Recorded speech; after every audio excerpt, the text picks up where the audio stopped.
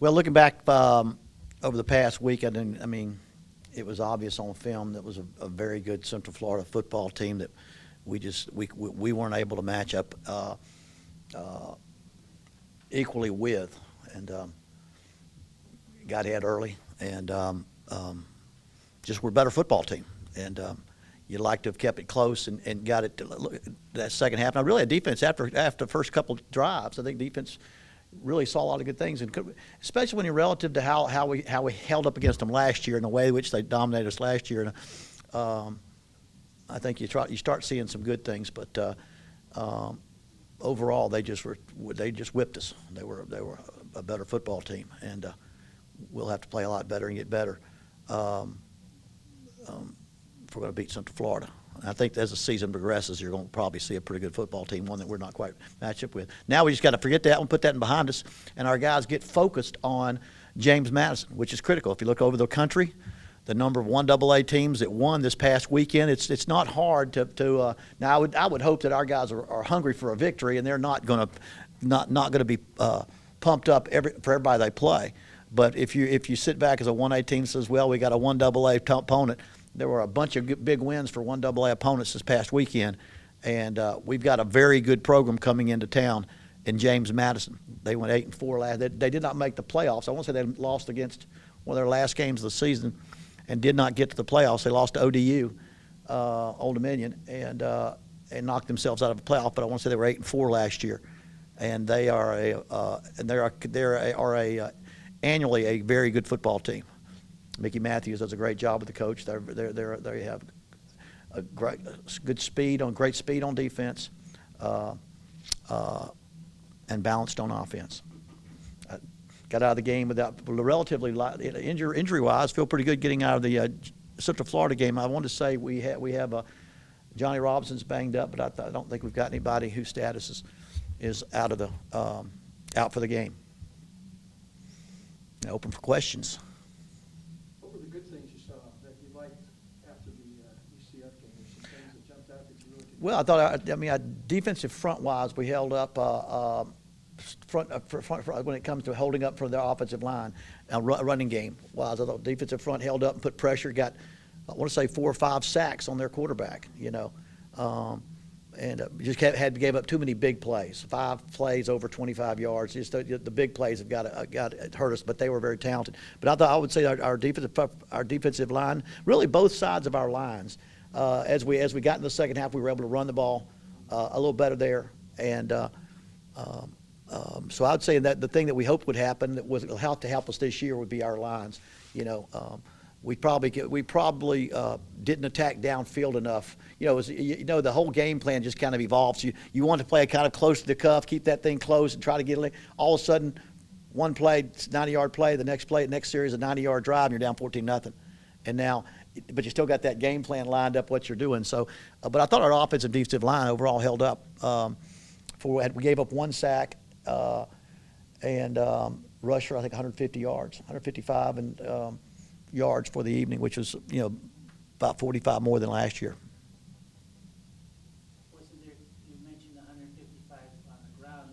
When you came when we saw you last Tuesday, you were concerned about the right side of that line, or was it the whole line? Well, the right side of the line was concerned because it was new, and then Zanell, I couldn't go the whole. He'd only been with us about 10 days, and we had to sub him a little bit. And he's getting better shape now, and it was muggy. It was muggy down there, but I think we're going to be very comfortable there, and as he plays himself into shape, there. When you said it was muggy, was it opportune to get a lot of people into the game? Well, we played. I think 2 sets of lines on both sides of the ball, and I think 3 tailbacks and quite a few receivers. Yeah, we've had to play a lot of people. That gave them experience in that game, but and so we got some experience with our backups, as well as our first teamers in that game.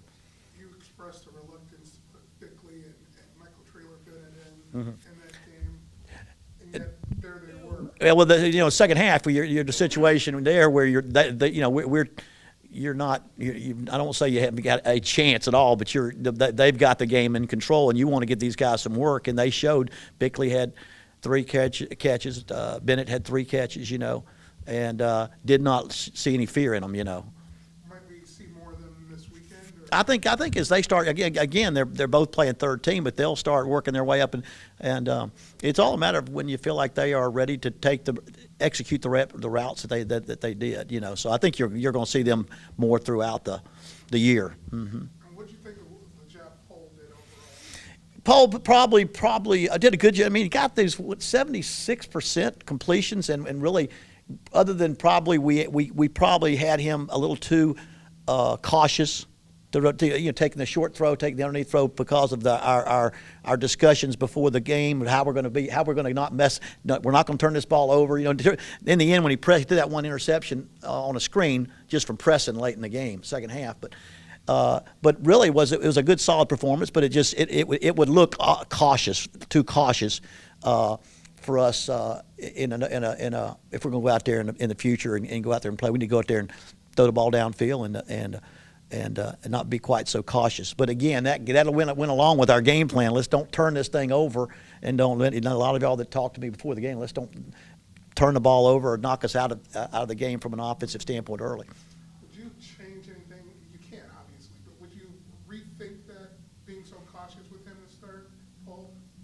I don't think you can going in. You don't have an idea completely how the game's going to play out. Unfortunately, you can play that coulda, woulda, shoulda stuff. We hit the quarterback the very first play and fumbled the ball, and Jatavius Brown's got the ball in his hands on about their 11-yard line, and you don't know how that changed the game, or at least takes the game to the halftime, or however. And then the next play goes 90 yards for a touchdown. But that being said, no, you can only do. I wouldn't change going in the strategy. You would hope you would play a little better. Like I say, they're a good football team. I mean, they're a good football team. I think you'll see that throughout the year. If that was cautious, do you see yourself being a little more wide open this week? I'd say every week. I'd say yes. I'd say yes. I'd say we have to go out there and be more wide open. Throw the ball downfield. First play of the game, Capone knocked their quarterback out of his Right. hands, actually. And the next play, 90-yard pass. I mean, how big of a difference? I mean, it's huge. I mean, of course, Larte, if you all watch the film, he slipped on the coverage, and of course that's just. I mean, it's 7 or 3 points one way and 7 points the other way, and so it was. And then another time when they sacked him, the ball bounces. As he's throwing the ball, and he catches his own football.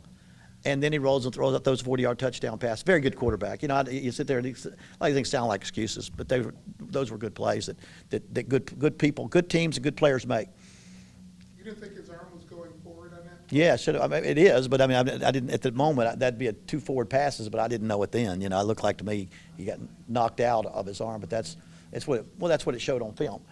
But like I say, that they missed it.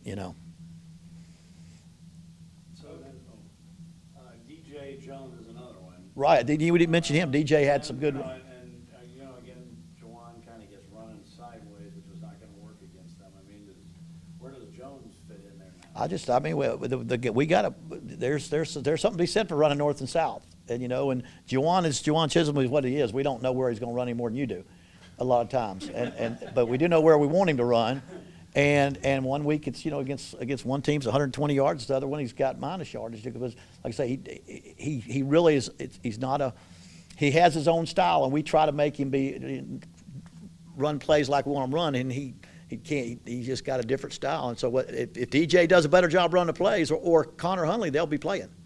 So I think Jawan had some good plays. He had minus 17 yards and losses too. You've watched him play. We trying so hard to teach him to be a zone runner, hit the zone. He likes to cut back and jump out in space, and we're trying to work hard with him to be a little bit more disciplined in his running style.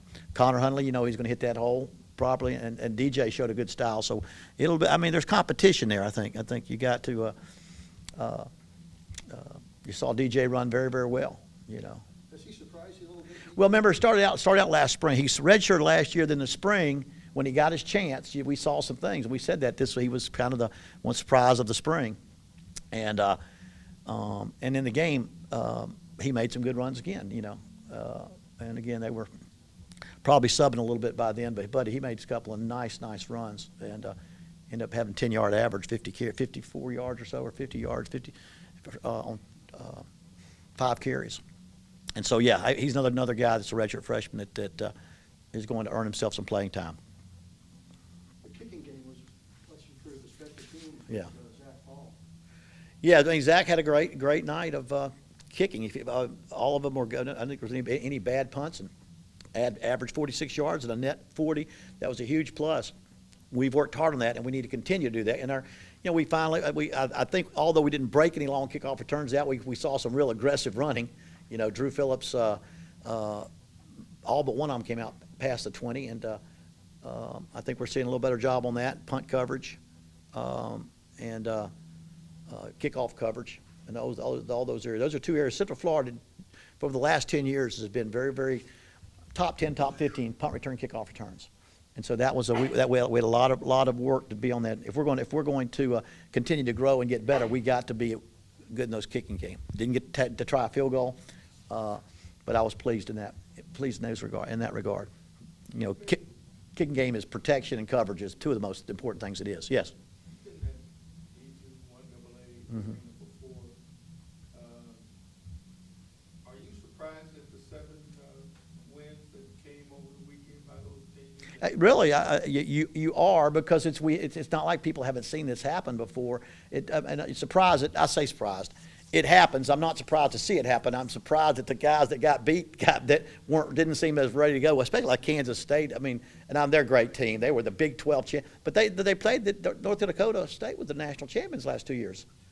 So you got you got what you asked for. You line up against Appalachian State was the defending national championship. I think when they beat Michigan a few years back. It's not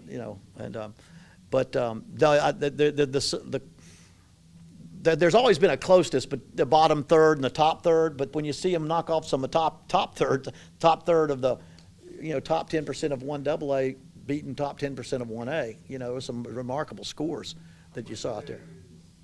First week of the season when maybe their 65 It's healthy and good. Yeah, Well, as opposed to playing them, the last week of September. I would think that'd have a lot to do with it, and I don't care what you say as a coach.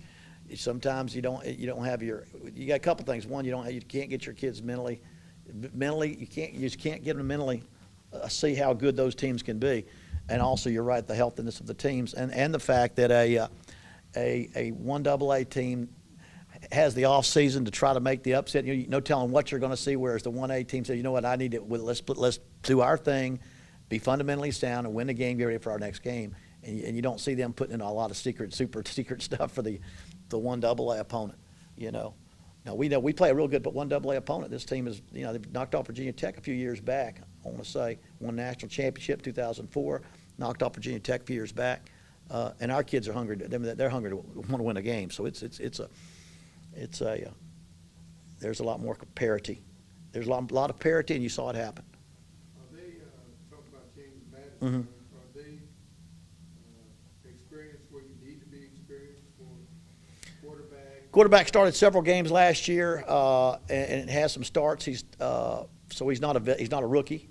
Defensively, they've got a great linebacker back in the middle, and they got 2 new corners.